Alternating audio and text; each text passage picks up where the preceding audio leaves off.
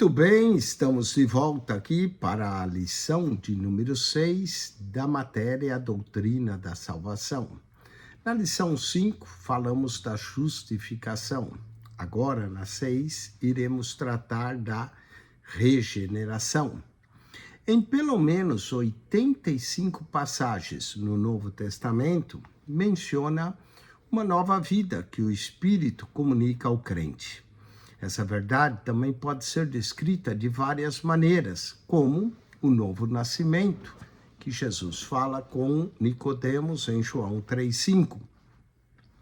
Ao nascer da parte de Deus, 1 João 3,9, da nova vida, Paulo menciona em Efésios 2:1-5, de uma nova criação, Gálatas 6:15, todos termos ao mesmo fenômeno bíblico chamado de regeneração, o que significa nascer de novo, Tito 3, verso 5. Esse novo nascimento não é um efeito executado pelo homem, mas sim uma mudança sobrenatural efetuada exclusivamente pelo Espírito Santo. É natural que o homem não fique inteiramente inativo. Nisso já lhe cabe aceitar ou rejeitar esse dom de Deus. Devemos lembrar que estamos estudando o milagre da salvação sobre 4 ângulos diferentes, que são a justificação, que já falamos, a regeneração, que estamos agora estudando, depois iremos estudar a adoção e a santificação. A diferença entre a justificação e a regeneração, ainda que sutil, ela é muito importante. Embora as duas fazem parte do milagre da salvação, cada uma requer uma provisão distinta naquele milagre. A justificação, por exemplo, apaga a culpa do crente, resultando do pecado, ao passo que a regeneração concede-lhe poder para viver de maneira vitoriosa sobre o pecado. Ele nasceu de novo. Além disso, enquanto a justificação é apenas um veredito legal a favor do crente, a regeneração é uma transformação real ocorrida em sua vida, com sinais visíveis que comprovam e o acompanham. Nesse texto, nós iremos abordar 6 textos. Primeiro, falaremos o que é a regeneração. Segundo, o milagre da regeneração. Terceiro, o poder da regeneração. Quarto, a vitória e evidência da regeneração. Quinto, a vida frutífera continua sendo evidência da regeneração. E sexto, o símbolo da regeneração. Vamos então em cada texto. Primeiro, o que é regeneração?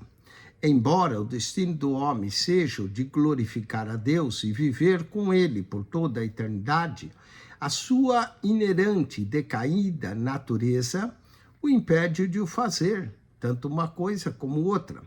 Além do veredito que o absolveu do pecado, o homem precisa de uma transformação espiritual total do seu caráter. Essa transformação é a regeneração. Vamos à regeneração definida. Regeneração é a obra sobrenatural e instantânea de Deus, que concede nova vida ao pecador que recebe Cristo como seu Salvador. Através desse milagre, o pecador é ressuscitado da morte, do pecado para a vida na justiça de Cristo. Em palavras mais simples, essa nova vida é a natureza divina, que a passa a habitar no crente mediante o poder do Espírito Santo.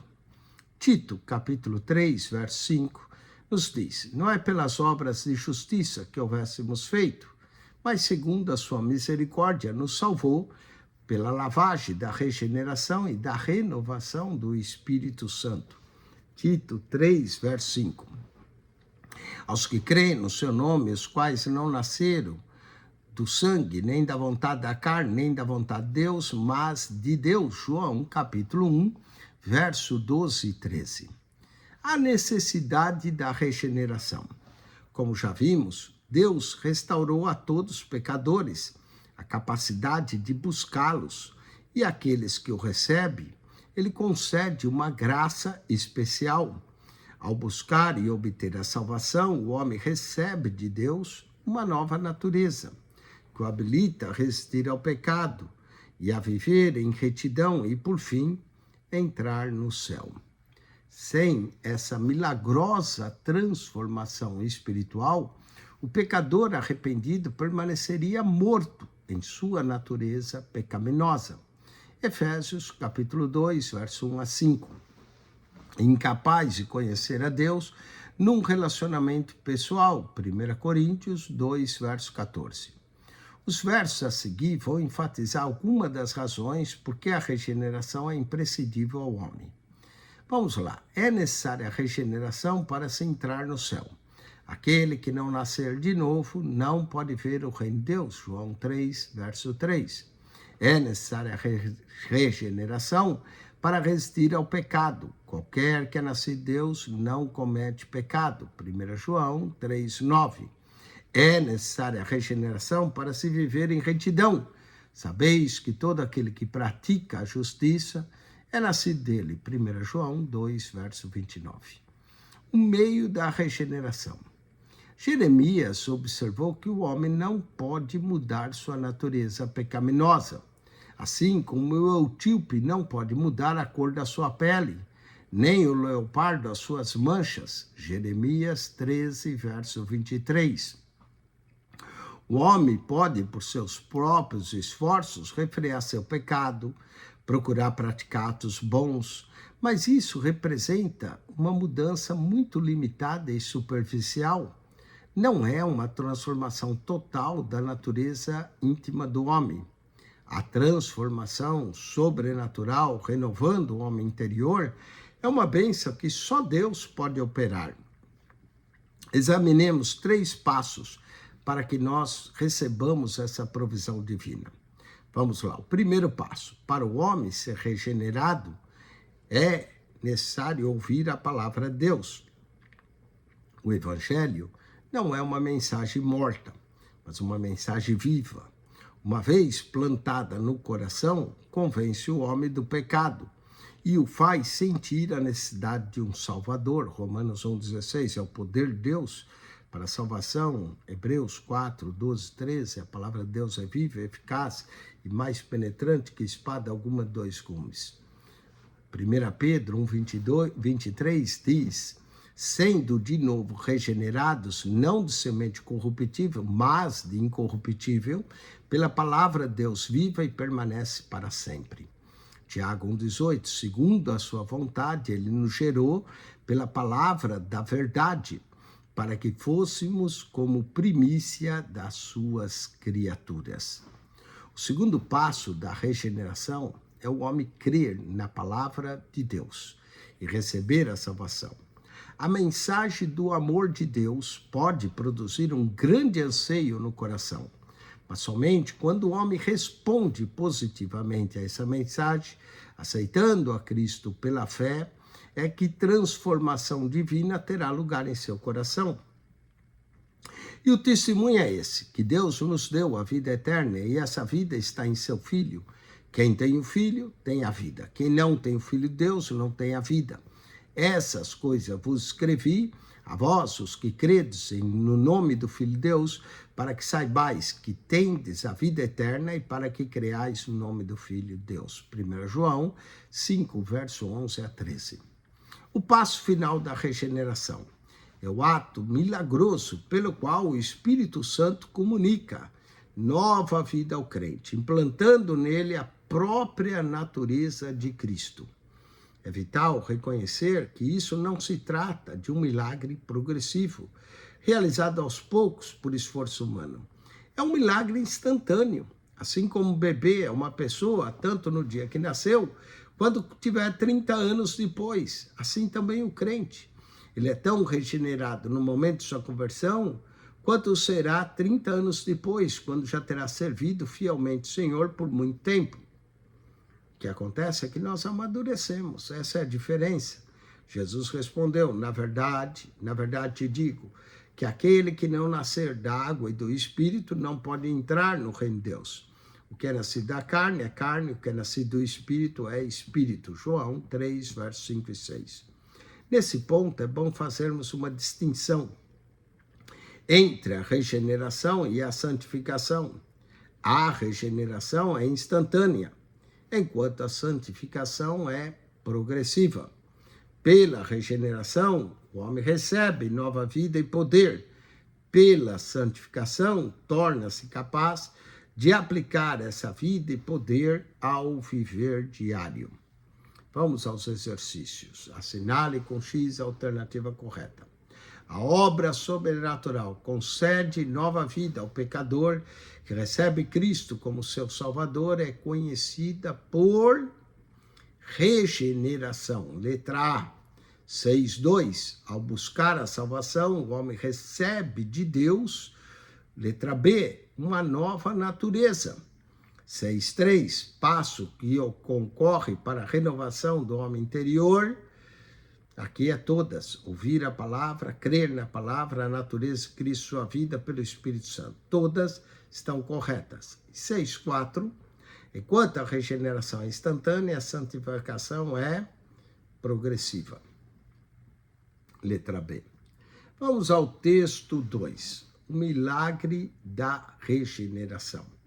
Imaginemos um homem que, na sua busca de Deus, entra numa igreja. Ali, ele sente o poder do Espírito Santo, que opera nele a convicção, e pela fé entrega a vida a Cristo. No momento em que creu, ele nasceu de novo, foi regenerado. Podemos nos perguntar, em que aquele homem é uma pessoa diferente por ter experimentado o milagre da regeneração? E vamos à resposta.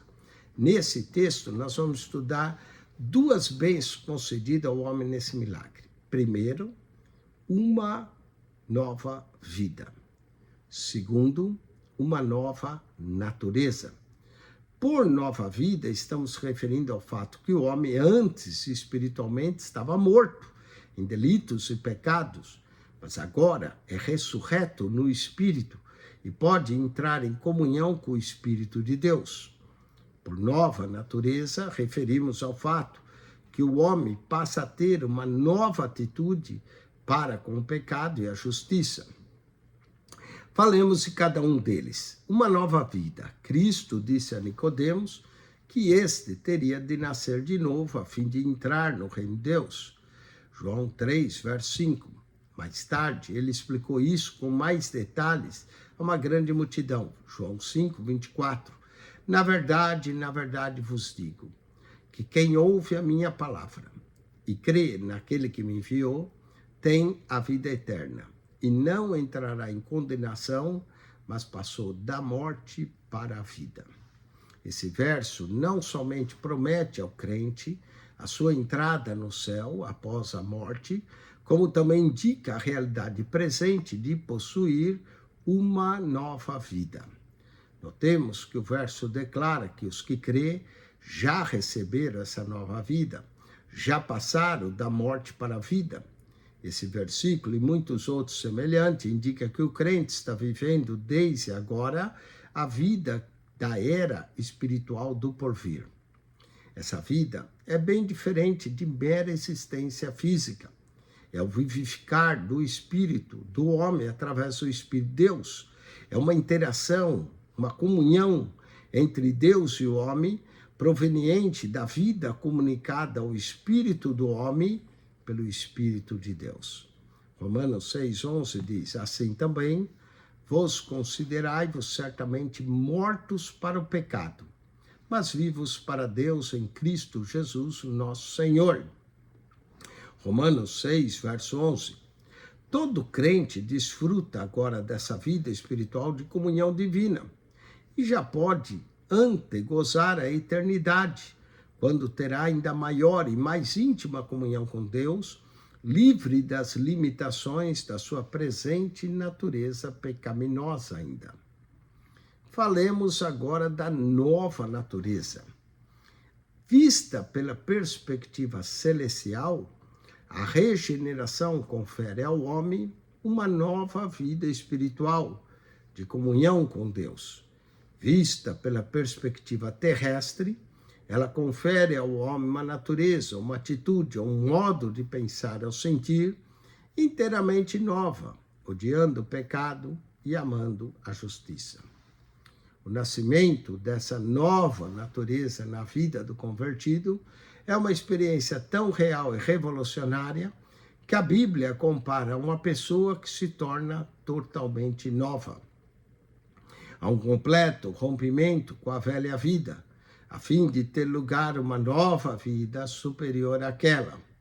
Assim que se alguém está em Cristo, nova criatura é. As coisas velhas já passaram, e eis que tudo se fez novo. 2 Coríntios 5,17. Porque somos feitura sua, criados em Cristo Jesus para as boas obras, as quais Deus preparou para que andássemos nela. Efésios 2,10. Esta nova natureza não é como a dos anjos, ou a de Adão antes da queda. É realmente a natureza de Deus, por estar em Cristo. O crente torna-se coparticipante da natureza divina, pelas quais ele nos tem dado grandíssimas e preciosas promessas, para que por elas fiqueis participantes da natureza divina. Pode-se perguntar, mas se o crente agora compartilha da própria natureza de Deus, por que ele ainda tem que lutar, resistindo ao pecado e à tentação? E a resposta temos no fato de que a nova natureza não é uma substituição, mas um acréscimo. A velha natureza pecaminosa do crente não é removida nem apagada. Ela continua presente e ela permanecerá como parte dele até o momento de sua morte. Talvez seja esse o nosso espinho na carne. A diferença, porém, entre o crente e o descrente é que o descrente só tem uma só natureza, sempre inclinada ao pecado, ao passo que o crente agora tem duas naturezas, uma das quais é ainda inclinada ao pecado, a outra quer somente a justiça. Ora, é lógico que essas duas naturezas são opostas e estarão em conflito constante, sendo uma delas detesta a santidade e a outra detesta o pecado.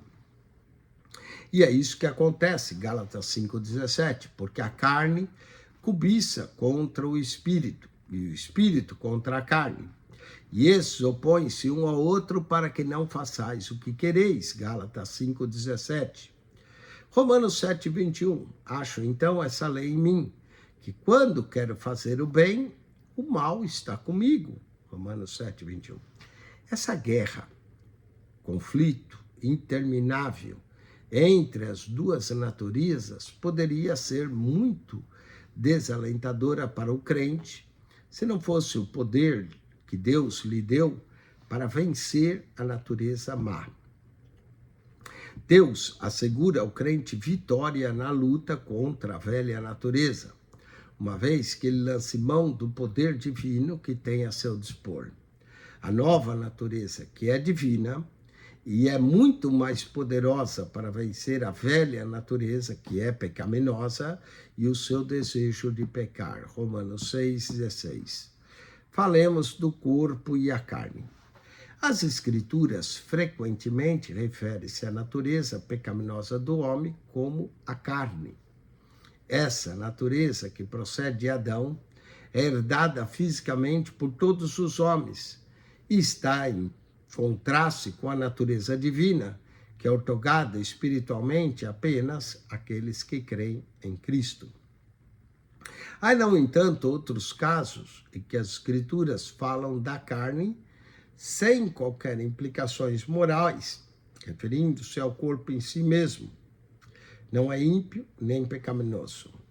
Antes da queda, o corpo de Adão não era pecaminoso, nem eram pecaminosos seus apetites naturais. A Bíblia indica que Adão tinha apetites e impulsos naturais para comer, trabalhar, procriar, buscar o companheirismo.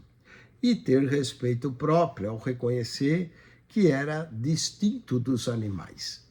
Sem dúvida, Satanás empregou esse último instinto para levar Adão ao pecado, do orgulho e da rebeldia contra Deus. Semelhante no decurso da história, os homens em gerações sucessivas têm abusado de todos esses desejos naturais. A necessidade de comer tem sido distorcida para a glutonaria, de procriar para a concupiscência, a do companheirismo para o adultério. Esses impulsos básicos e muitos outros não mencionados não são errados em si mesmos, são impulsos naturais que fazem parte do corpo físico que Deus nos deu. Tornam-se pecado quando são mal orientados, ou demasiadamente enfatizados, ou ainda valorizados pelo ego. O abuso ou descuido do corpo físico, por sermos crentes, é uma crença totalmente antibíblica. Toda a flagelação do mundo não seria bastante para destruir a nossa natureza pecaminosa que é inerente do homem. A única solução para manter a vitória sobre a tentação que advém de nossos impulsos naturais é submetê-los ao Espírito Santo, deixando que ele opere através de nós e assim tenhamos um estilo de vida temperante e disciplinado, o que é justo e agradável a Deus. Colossenses 2:23, os quais têm, na verdade, alguma aparência de sabedoria, em devoção voluntária, humilde e em disciplina do corpo, mas não são de valor algum, senão para a satisfação da carne. Colossenses 2:23. Não reine, portanto, o pecado em vosso corpo mortal, para lhe obedecerdes em suas concupiscências. Nem tampouco apresentei os vossos membros ao pecado por instrumentos de iniquidade, mas apresentai-vos a Deus, como vivo dentre os mortos, e os vossos membros a Deus como instrumentos de justiça. Romanos 6, verso 12 e 13.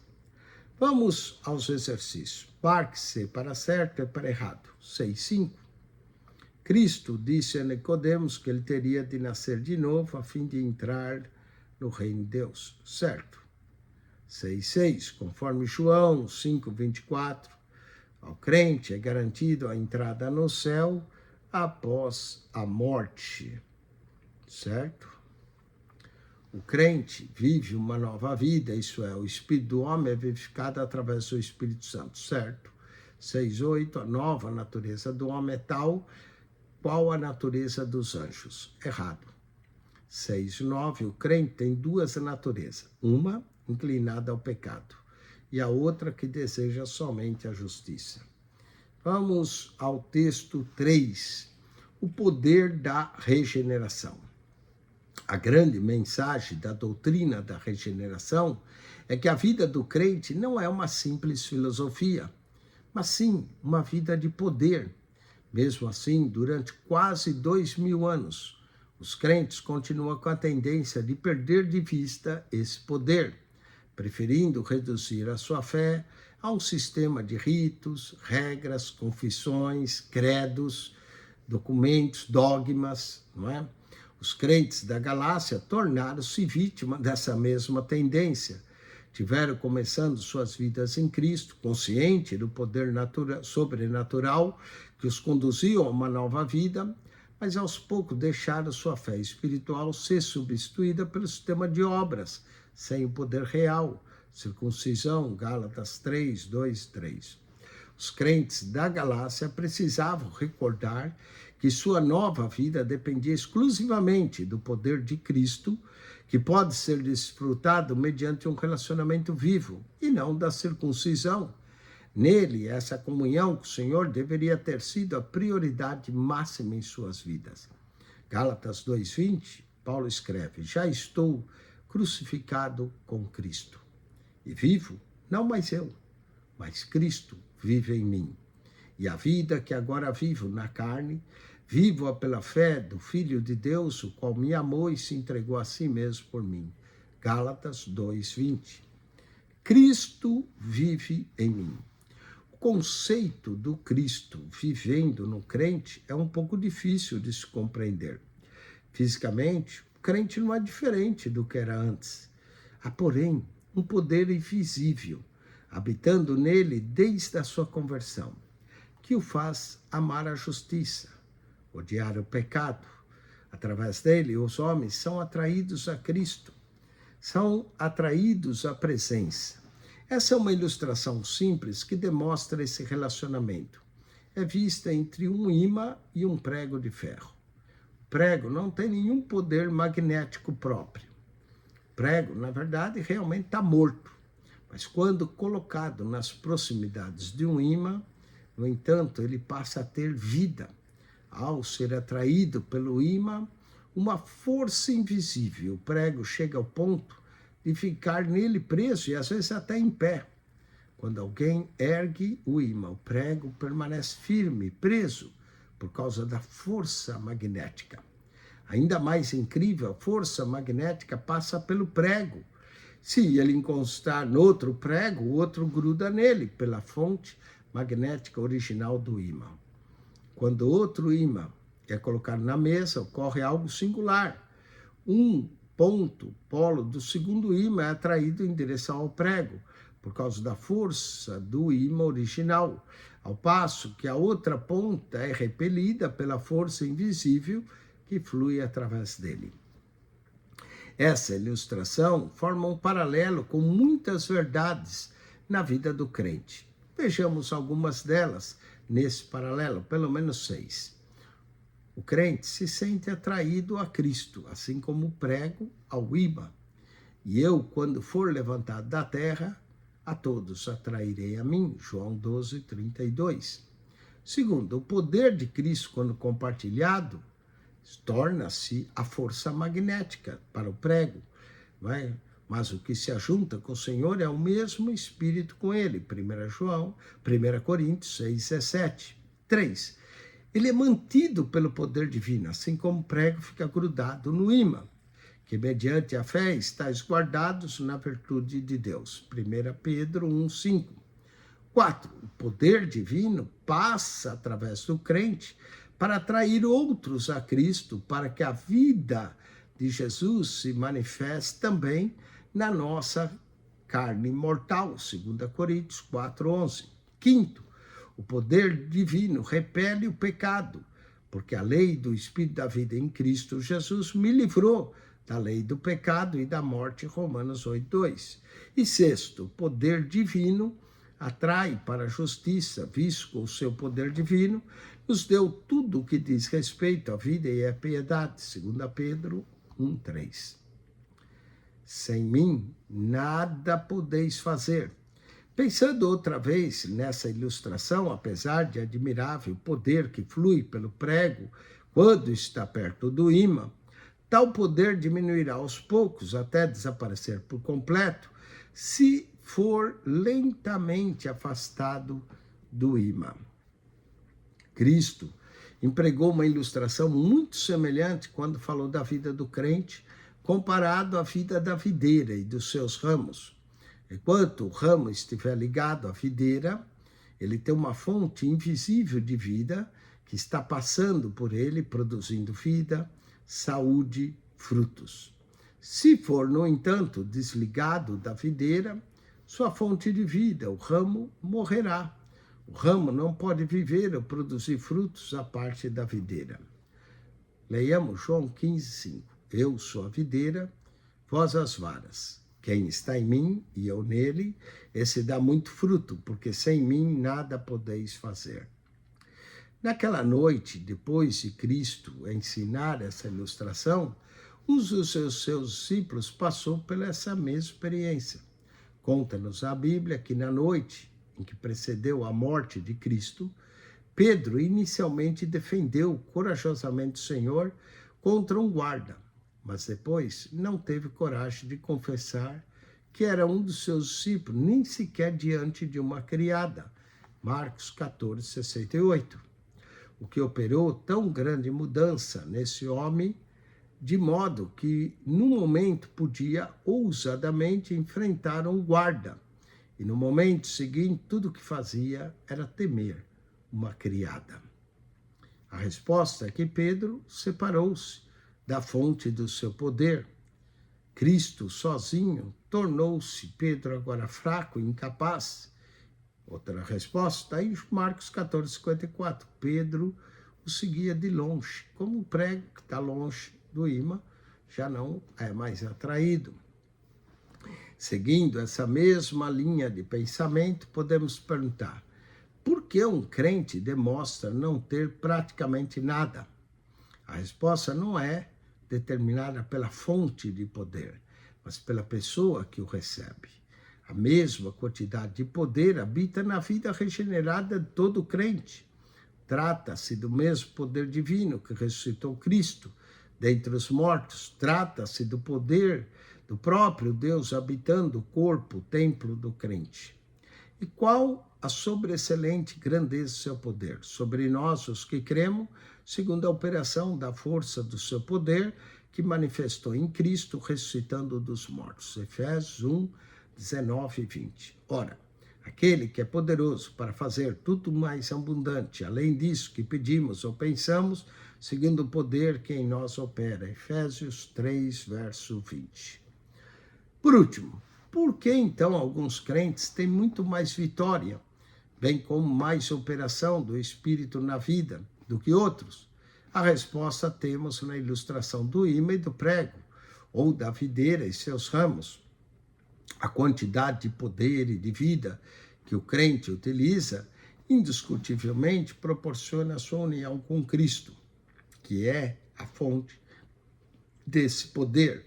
Se esse crente andar unido a Cristo, permanecendo em real comunhão, haverá poder abundante em sua vida. Se, por outro lado, ele limitar essa comunhão, terá vitórias igualmente limitadas em sua vida. Conforme observou alguém, Deus não impôs à igreja limitação alguma no emprego dos recursos divinos. Todas as limitações, nesse sentido, são provenientes do crente. Vamos ao relaciona a coluna A de acordo com a B. Coluna A. A vida do crente não é uma filosofia, mas é uma vida de poder e refere-se a essa provisão divina. Qual provisão? Letra D, a regeneração.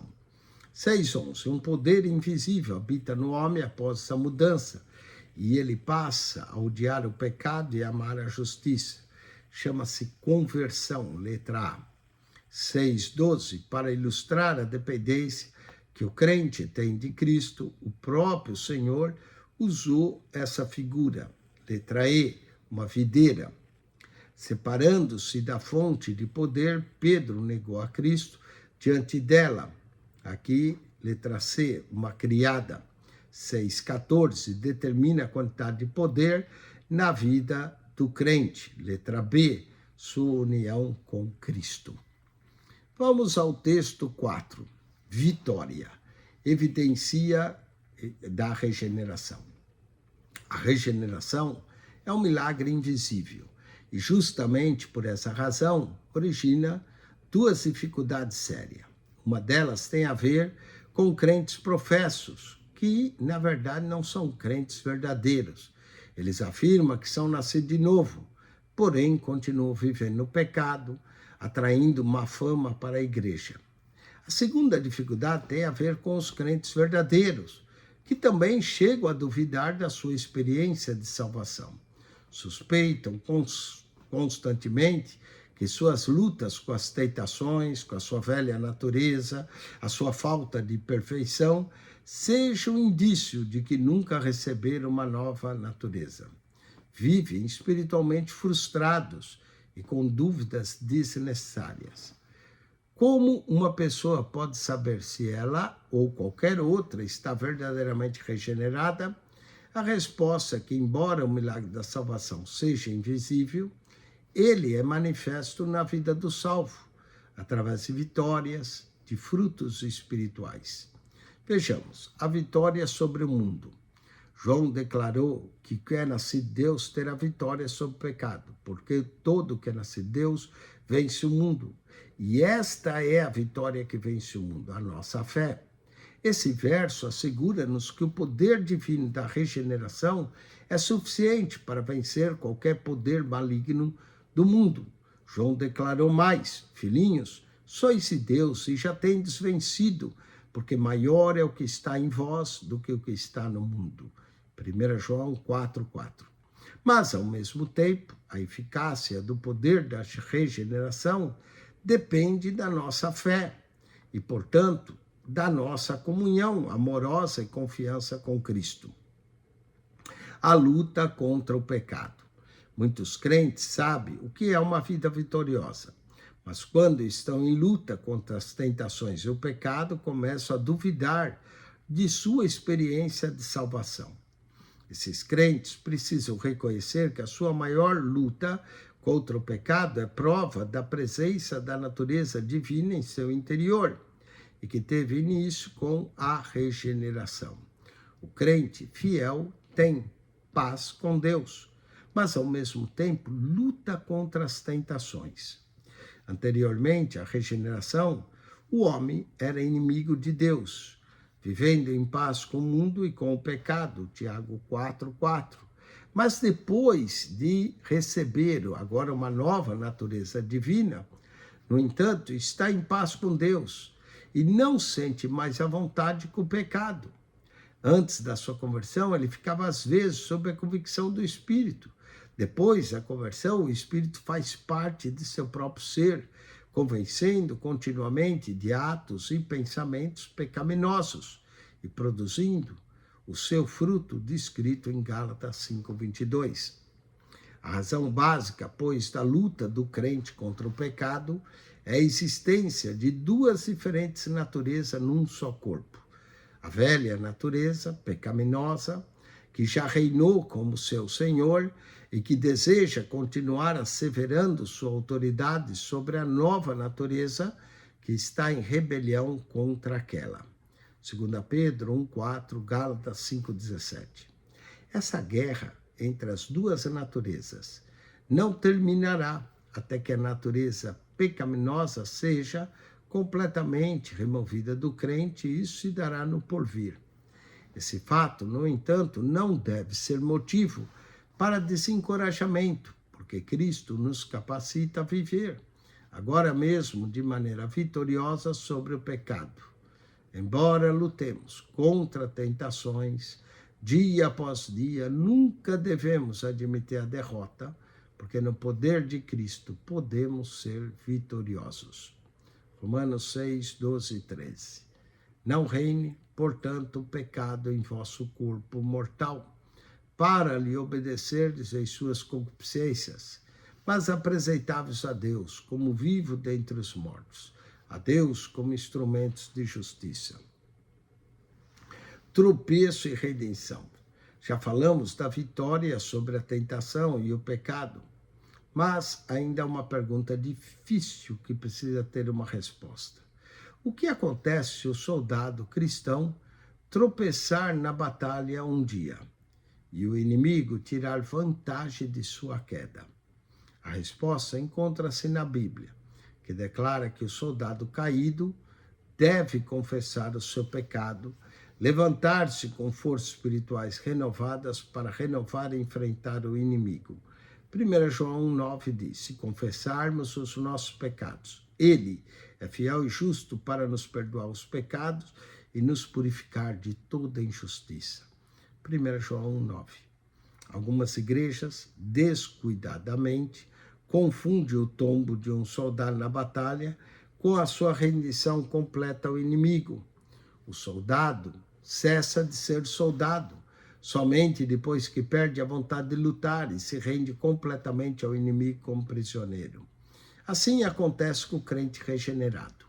Sua salvação não depende que ele seja perfeito na batalha espiritual. Se assim fosse, a salvação seria um mero jogo. Seria apostar com grande risco, que no momento da morte ou do arrebatamento só haveria nele perfeição, não havendo um só pecado presente. O que não é verdade. O fato de um soldado cair não significa que ele já seja um prisioneiro derrotado. O próprio fato de ele não ser derrotado por um pecado mas querer confessá-lo para ficar firme contra o inimigo comprova que a natureza divina ainda reside nele, apesar de ter levado um tombo. Não devemos confundir a verdadeira natureza de salvação pela graça com a ideia humanista de que a salvação se obtém mediante a perfeita obediência à lei. Tal padrão de obediência perfeita faria com que o crente se regenerasse quase que diariamente durante sua vida inteira. Cada vez que fosse perdoado, regenerado e salvo, seria mais uma vez colocado na corda bamba da perfeição para ali andar, equilibrando-se precariamente até o tombo seguinte. A verdadeira salvação pela graça não existe demonstração de equilíbrio numa corda bamba.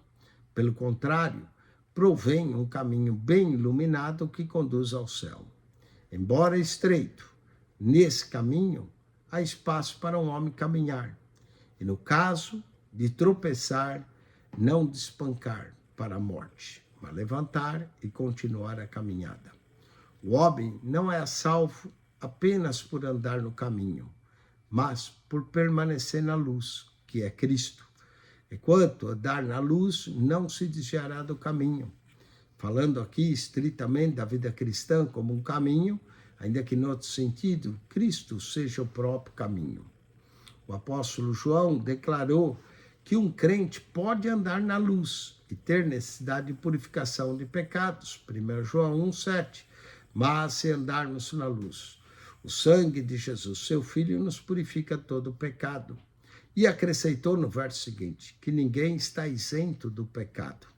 A seguir, João acusa aqueles que alegam ser perfeito, mas comete o grave pecado de mentir. Se disser que não temos pecado, enganamos a nós mesmos, e não há verdade em nós. 1 João 1,8. Com isto, não dizendo que a salvação pela graça signifique tolerar o pecado na vida do crente. Pelo contrário, os casos do pecado são exceção e não a regra. Para o crente que luta contra a tentação e resiste ao pecado, João escreveu: qualquer que é nascido de Deus não comete pecado. 1 João 3,9. E leiamos também Romanos 6, 1, 2. Se vamos permanecer no pecado? De maneira nenhuma. Os crentes não são perfeitos, mas o pecado sempre será um elemento estranho e insuportável na vida deles aqui na terra. Conclusão. A regeneração, portanto, nada tem a ver com o que a pessoa faz, mas como ela é. No momento de salvação, o homem torna-se uma nova criatura em Cristo. Passa a viver uma atitude totalmente diferente em relação ao pecado. Assim, se alguém está em Cristo, nova criatura é. 2 Coríntios 5,17. Apesar disso, o crente não é perfeito, porque sua velha e sua nova natureza são opostas, porque a carne cobiça contra o espírito contra a carne, e esses opõem um ao outro para que não façais o que quereis. Gálatas 5,17. O relacionamento entre o crente e o pecado pode ser comparado ao de um cordeiro na seguinte ilustração. Imaginemos uma criança criada na cidade. Com 4 anos de idade, ela é levada por seu pai a uma fazenda, onde lhe é mostrado um cordeiro e um porco. O pai explica a diferença entre um e o outro. Como saber qual é o cordeiro e qual é o porco? Pergunta a criança. O pai responde: o cordeiro, por sua natureza, não gosta de sujar-se de lama, ao passo que o porco gosta muito disso pela sua natureza. Agora só pode me dizer qual é o cordeiro e qual é o porco? Um dos animais estava chapicando numa poça de lama, ao passo que o outro, fugindo da lama que espirrava ou atingia, procurava limpar-se das manchas. Embora houvesse lama em ambos os animais, a criança pôde facilmente distinguir qual dos dois, pela sua natureza, detestava ficar sujo. Vamos à alternativa correta. 6,15. O milagre da salvação é invisível, manifesta-se através de vitórias e frutos espirituais. Assim acontece com a pessoa verdadeiramente regenerada. Letra B. 6. A eficácia do poder da regeneração depende da fé, da comunhão com Cristo, da confiança em Cristo, todas corretas. 7. Anteriormente, a regeneração do homem era inimigo de Deus antes de se regenerar. 8. A verdadeira salvação pela graça provê um caminho iluminado que conduz ao céu. Letra C. Texto 5. A vida frutífera, evidência da regeneração. No texto anterior, aprendemos que o novo nascimento é evidenciado por uma nova atitude, a de repúdio ao pecado e de vitória sobre a tentação. Nesse texto agora, veremos que o novo nascimento também se manifesta com uma nova atitude para com Deus e sua justiça, uma atitude de amor, de devoção, que glorifica árvores de justiça. A nova vida que tem lugar pela regeneração pode ser comparada a uma semente plantada no coração, uma semente toda especial que faz brotar uma árvore de justiça. Isaías 61, verso 3 diz: ao ordenar acerca dos tristes de Sião, que se lhes dê ornamento por cinza, óleo de gozo por tristeza, vestido de louvor por espírito angustiado, a fim de que o homem chame árvores de justiça, plantação do Senhor, para que ele seja glorificado. A frase final desse verso declara que o propósito dessas árvores é o de dar frutos que glorifiquem a Deus. Notemos que o Novo Testamento destaca esse mesmo alvo para crentes. Efésios 2:10, porque somos feitura sua, criados em Cristo Jesus, para as boas obras, as quais Deus preparou para que andássemos nela. Efésios 2:10.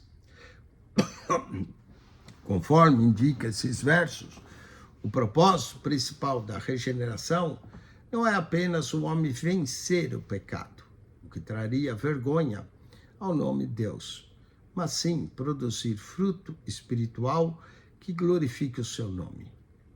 Pelos seus frutos os conhecereis. Como já vimos, boas obras não produzem salvação e tampouco são um meio de assegurá-la ou mantê-la. No entanto, estão integradas à vida do crente como evidência de que ele, de fato, é uma pessoa regenerada que vive para Cristo, praticando a justiça. Cristo comparou as boas obras do crente a bons frutos e declarou que o crente pode ser identificado por esses bons frutos produzidos na vida. Semelhantemente, o descrente pode ser identificado pelos maus frutos que produz. Por seus frutos os conhecereis. Porventura, colhe-se uva de espinheiros, ou figo dos abrolhos? Assim, toda árvore boa produz bons frutos, e toda árvore má produz frutos maus. Mateus 7, 16, 17. Vai aqui uma palavra de cautela que deve ser dita aqui.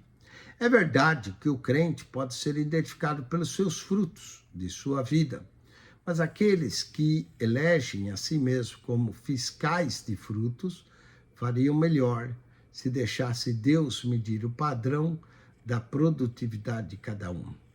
Nem todo crente produz a mesma quantidade ou qualidade de frutos.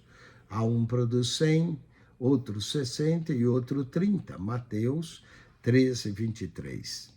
Falemos das boas obras versus fruto do Espírito.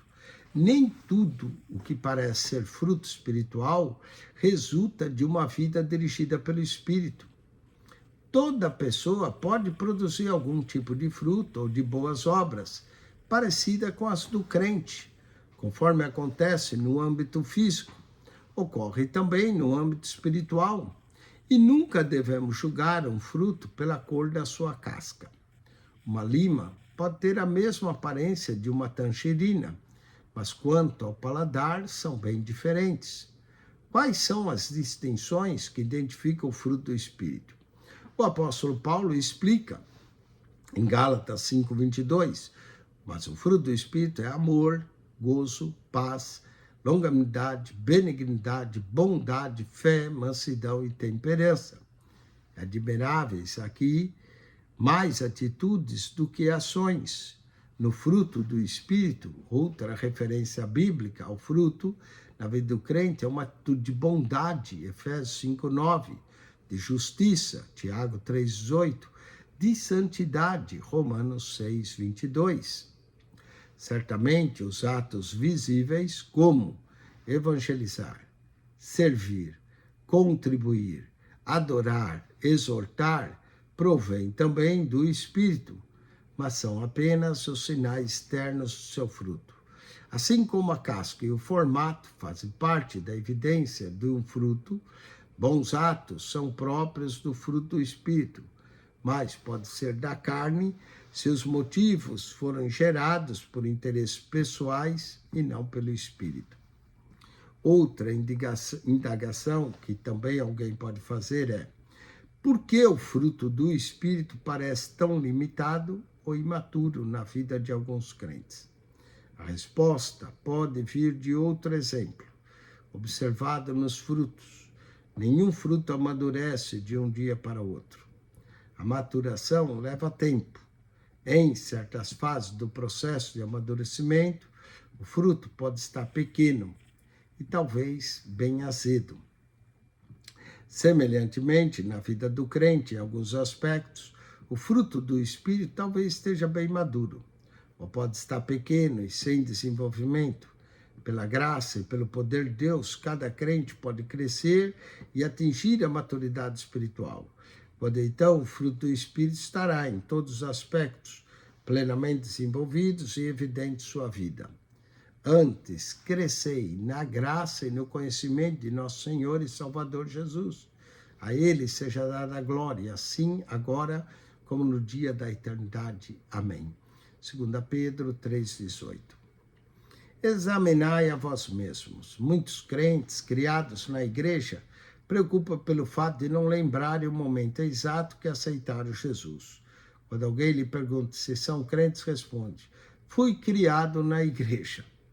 A palavra que temos para as pessoas é que elas não precisam lembrar da data exata em que foram salvas para que sejam nascidas de novo.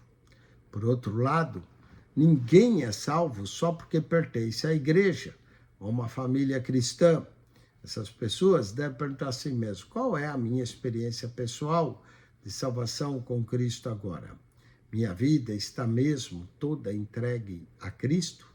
Eu pertenço de fato ao Senhor? Há evidência sólida da conversão na minha vida? 2 Coríntios 13, verso 5. Examinai a vós mesmos se permaneceis na fé. Provai a vós mesmos.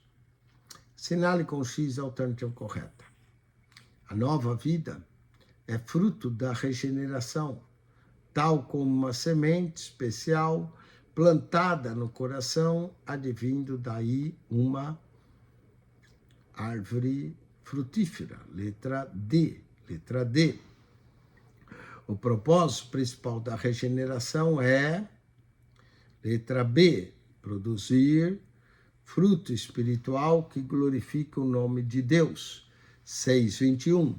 O descrente pode ser identificado pelos maus frutos que produz. Letra A. 6:22. As distinções que identificam o fruto do Espírito registrado em Gálatas 5:22 são todas: amor, gozo e paz, longanimidade, benignidade, bondade, fé, mansidão e temperança. Todas. Vamos ao texto 6. O símbolo da regeneração. A igreja observa duas importantes ordenanças: a Santa Ceia e o batismo em água. Ao participar da Santa Ceia, o crente relembra a morte de Cristo na cruz e, no ato do batismo, o seu sepultamento. A Santa Ceia ressalta o perdão. O batismo ressalta a separação da vida antiga, isto é, sua morte para o pecado e ressurreição para uma nova vida. Algumas igrejas têm a tendência de considerar o perdão sem dar a ênfase necessária à separação do pecado, mediante o poder que habita no crente. Essa tendência evidencia no costume de se aspergir água em crianças pequenas que ainda não têm consciência da importância do batismo, ao invés de batizar por imersão adultos ou crianças crentes que já atingiram a idade da razão e da responsabilidade. Falemos do simbolismo do batismo. A verdade central da regeneração é que o crente é uma nova criatura, separado do seu passado, introduzido um novo futuro. Assim que se alguém está em Cristo, nova criatura é. As coisas velhas já passaram, e eis que tudo se fez novo. 2 Coríntios 5,17. O ato do batismo por imersão total é um símbolo visual do crente, afirmando que morreu para a velha vida e ressuscitou para uma nova vida. De sorte que fomos sepultados com ele pelo batismo na morte, para que, como Cristo foi ressuscitado dentre os mortos pela glória do Pai, assim andemos nós também em novidade de vida. Romanos 6, verso 4. Pedro compara o simbolismo do batismo ao caso de Noé e o dilúvio, assim como o dilúvio levou de Rodão passar de Noé, dando-lhe uma nova oportunidade de recomeçar a vida. O batismo em água é figura da anulação do nosso passado e transição para uma nova vida mediante o poder da ressurreição de Cristo. Os quais, no outro tempo, foram desobedientes quanto à longanimidade de Deus, aguardavam os dias de Noé, enquanto se preparava a arca, na qual poucos, a saber, 8 pessoas foram salvas através da água, a qual, figurando o batismo, agora também nos salva, não sendo a remoção da imundície da carne, mas a indignação de uma boa consciência para com Deus por meio da ressurreição de Cristo. 1 Pedro 3, verso 20 ao 21. Note bem, esses versos não dizem que a água regenera. A água, no caso de Noé e do crente, é um símbolo da morte, não da vida. Como as expressões figurando o batismo e não sendo a remoção da imundície da carne, mas a indignação de uma boa consciência para com Deus. O apóstolo Pedro está explicando que o batismo é um ato simbólico, a qual também era inútil quanto a um simples banho, se não for acompanhado de uma consciente, verdadeiramente regenerada segunda fé. A necessidade, então, do batismo. Podemos perguntar, se o batismo é apenas um ato simbólico, por que eu preciso ser batizado? E a resposta é porque Deus assim o ordenou, como meio de mostrar diante do mundo um rompimento definitivo com a velha vida e o começo de uma nova vida espiritual. O batismo não é uma opção para o crente, é um mandamento de Cristo. Portanto, ide, fazei discípulos de todas as nações, batizando-os em nome do Pai, e do Filho e do Espírito Santo. Mateus 28, 19. Arrependei-vos e cada um de vós seja batizado em nome de Jesus Cristo. Atos 2, 38. E ordenou que fossem batizados em nome do Senhor. Atos 10, 48. O batismo de João serviu para introduzir o batismo de Cristo. Na obediência daqueles crentes submeter ao batismo de João, podemos ver um padrão a ser seguido por todos os crentes. Aqueles que verdadeiramente se arrependem e crerem, receberão o batismo. Todo o povo, o que ouviu até os publicanos, reconheceram a justiça de Deus, tendo sido batizado com o batismo de João. Lucas 7, 29. Notemos pelas suas ações que eles reconheceram a justiça de Deus, ou seja, declararam que Deus era justo e reto em seus mandamentos, o que equivale a dizer que eles tinham então andando errantes em seus pecados. Houve ainda um segundo grupo que não recebeu o batismo de João, acerca dos quais a Bíblia declara: mas os fariseus e os doutores da lei rejeitaram o conselho de Deus contra si mesmo, não tendo sido batizado por ele. Lucas 7:30. Noutras palavras, a rejeição do batismo era equivalente à rejeição do desígnio de Deus para suas vidas. Batismo não é regeneração. O batismo por si mesmo não resulta em generação da alma. É um ato simbólico que demonstra que a regeneração já ocorreu na vida da pessoa. Um homem pode ser salvo sem ter sido batizado, conforme demonstra o ladrão na cruz. Mesmo assim, a Bíblia não diz que o crente pode escolher entre ser ou não ser batizado, antes claramente ordena que o seja. Se, pois, o batismo não é parte integrante da salvação, como explicarmos o que o evangelista diz? Quem crer e for batizado será salvo, mas quem não crer será condenado. Marcos 16:16. Em primeiro lugar, notamos que esse verso fala da salvação sob dois aspectos, um positivo e um negativo. O batismo é mencionado, mas quando escreve sobre aquilo que causa a condenação, é o não crer. Marcos não acrescenta que não foi batizado será condenado. Ele diz simplesmente, quem não crer será condenado.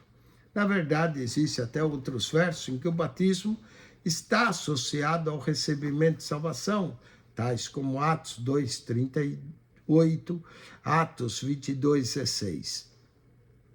Ao considerar esses versos, devemos notar que na igreja primitiva o batismo era realizado quase que imediatamente após a conversão, não como um agente para salvar, mas como uma maneira da confissão inicial da fé. Observamos alguns exemplos de batismo ocorrido imediatamente após conversão. No dia do Pentecoste, Atos 2:41. Em Samaria, Atos 8:12. O eunuco de Candácia, Atos 8:36. O carcereiro, Atos 16:33. O carcereiro de Filipos. Muito bem, vamos aos exercícios. Marque-se para certo e para errado. 6:23. Duas importantes ordenanças observadas pela igreja são a Santa Ceia e o batismo em água, certo? 6:24, as igrejas consideram o perdão sem dar ênfase à separação do pecado, são as que batizam em água, errado. 6:25, a verdade central da regeneração é que o crente é uma nova criatura, separado do seu passado, induzido a um novo futuro, certo? 6:26, o batismo não é uma opção para o crente, é um mandamento de Cristo, certo? 6:27, o batismo por si mesmo não resulta na regeneração da alma, é um ato simbólico demonstrando que a regeneração já ocorreu na vida da pessoa. Revisão da lição. Assinale com X a alternativa correta.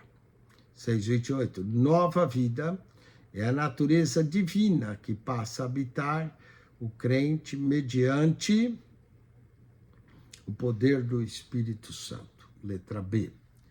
A natureza pecaminosa do homem diz respeito à carne, que procede de Adão, e é herdada por todos os homens, enquanto a natureza divina é outorgada àqueles que, letra A, crê em Jesus.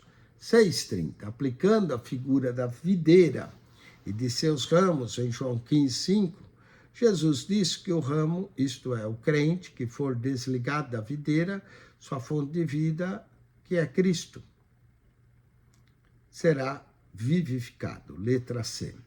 6:31. Se vier a tropeçar na batalha, dando oportunidade de vitória ao inimigo, o soldado cristão poderá, contudo, confessar seus pecados a Jesus, que, letra C, que é fiel para justo para perdoá-lo. 6:32. Cada crente pode crescer e atingir a maturidade espiritual, conforme, se ler a Bíblia diariamente, pela graça e o poder de Deus, não é? As duas. E até a letra A, conforme todas estão corretas. 6:33, o batismo em água figura a anulação do nosso pecado e a transição de uma nova vida. O poder da ressurreição em Cristo. Poder da ressurreição em Cristo. Com isso, amados, concluímos mais uma aula da doutrina da salvação.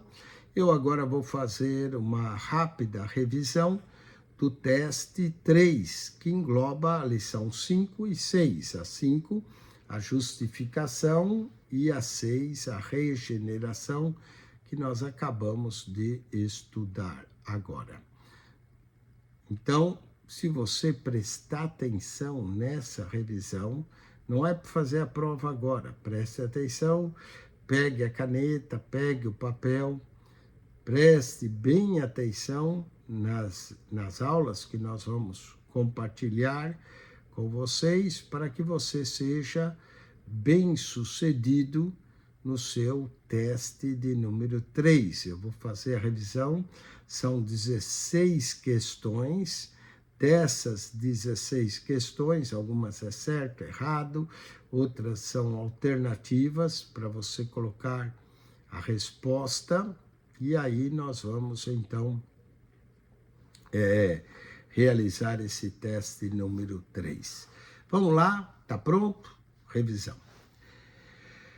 Primeiro, relacionando ao homem, Deus teve como objetivo solucionar sua culpa diante da lei divina, solucionar seu estado de morte espiritual e solucionar sua condição de escravo do pecado. E a resposta correta na 1 é na provisão da salvação. Escreva 1, na provisão da salvação. 2, pela ordem correta, os resultados que se realizam instantaneamente no momento da conversão do homem são justificação, regeneração, adoção e santificação. Vou repetir. 2, pela ordem correta, os resultados do momento da conversão são justificação, regeneração, adoção e santificação. 3, com provisão divina da salvação, regeneração é a solução do problema do homem natural e espiritualmente morto. Presta atenção, regeneração é a solução do problema do homem natural e espiritualmente morto, é a 3. 4, justificação é uma declaração legal, a subtração de sentença de morte e a adição da justiça de Cristo. Todas estão corretas na 4, todas corretas. 5, a fé salvífica abrange a totalidade da vida do crente no passado.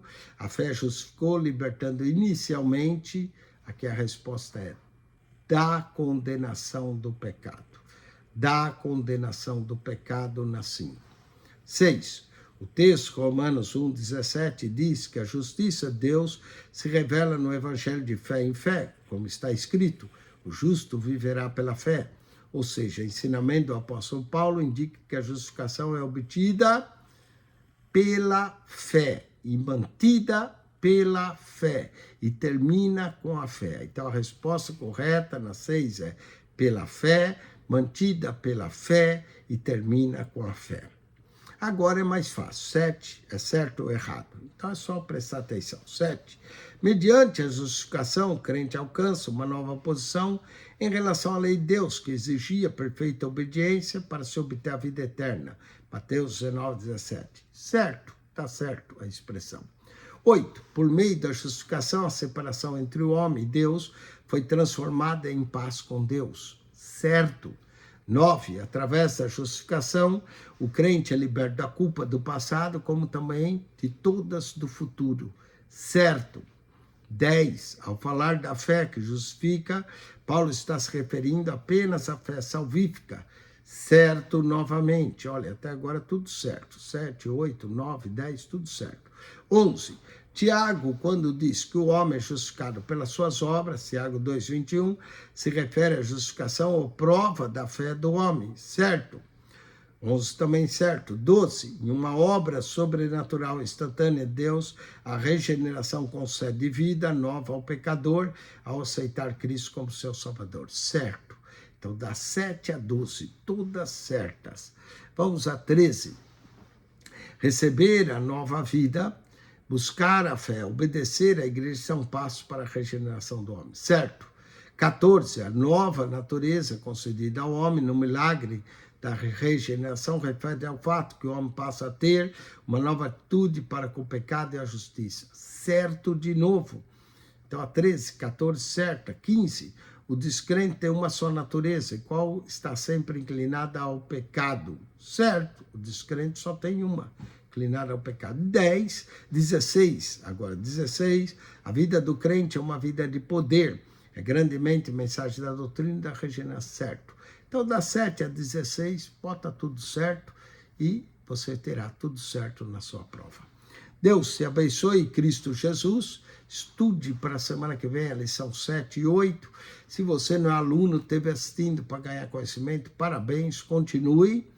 Se você é aluno, estude a 7 e a 8 e acione o nosso canal no YouTube. PR, Eugênio Piacentini, o canal da Bíblia. PR, Eugênio Piacentini, o canal da Bíblia. Entre no canal, clique na foto redonda, vai lhe aparecer um menu, clique no playlist. Ali no playlist você vai encontrar um total de 330 pastas com mais de 9.400 vídeos para você. PR, Eugênio Piacentini, o canal da Bíblia. Subscreva. Deus te abençoe em Cristo Jesus. Amém e amém.